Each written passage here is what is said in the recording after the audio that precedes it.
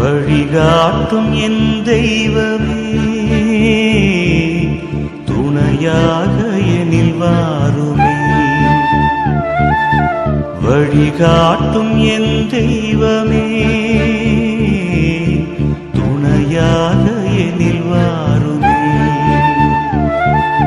நதி மீது அலைந்தாடும் மகள் போலவே, கதி ஏதும் தெரியாமலே நான்